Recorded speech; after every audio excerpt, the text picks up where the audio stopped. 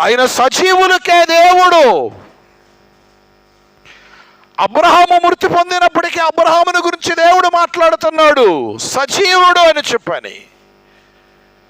ఇస్సాకు మృతి పొందినప్పటికీ ఇస్సాకుని గురించి మాట్లాడుతూ ఉన్నాడు, సజీవుడు అని చెప్పని.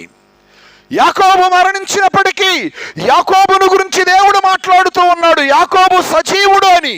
నేను అబ్రహాము, ఇస్సాకు, యాకోబుల దేవుడను, నేను సజీవులకే దేవుడను కానీ మృతులకు దేవుడను కాను అన్నాడు.